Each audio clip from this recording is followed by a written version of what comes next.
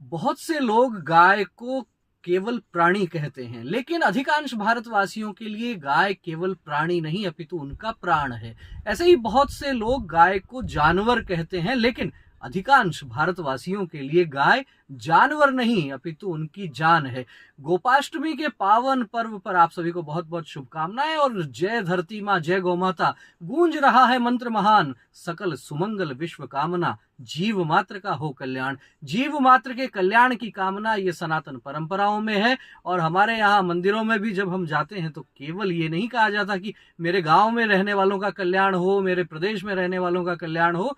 समस्त जगती के सभी जीवों के कल्याण की कामना करने वाले सनातन में ये कहा जाता है, सर्वे भवन्तु सुखिनः, सर्वे सन्तु निरामया, सर्वे भद्राणि पश्यन्तु, माँ कश्चित् दुख भाग भवेत्। हमने यहाँ धरती को भी माँ कहा और गाय को भी माँ कहा, और साथ ही साथ हमने कहा जय धरती माँ, जय गौ माता, गूंज रहा है मंत्र महान, सकल सुमंगल विश्व कामना, जीव मात्र का हो कल्याण। इसीलिए कहा है क्योंकि धरती माता हमारे को आश्रय देती है, धरती माता के बिना जीवन की कल्पना नहीं है। ठीक इसी प्रकार गाय हमारी कृषि का आधार रही है।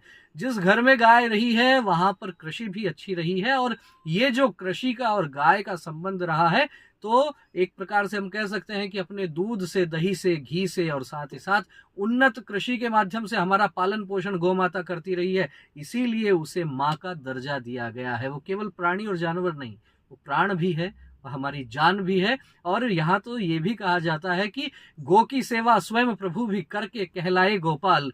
तो जो भगवान स्वयं यहाँ जन्म लेते हैं, अवतार लेते हैं, उन्होंने भी गौ माता की सेवा की और इसीलिए नाम पड़ा है गोपाल। तो गोपाष्टमी के पावन अवसर पर एक बार पुनः आप सभी को बहुत बहुत शुभकामनाएं। और गौ माता को माता यदि हम मानते हैं तो फिर लाभ और हानि से बाहर निकलना पड़ेगा। आपके घर में माँ रहती है तो क्या आप ये सोचते हैं कि उससे आपको कितना लाभ हो रहा है?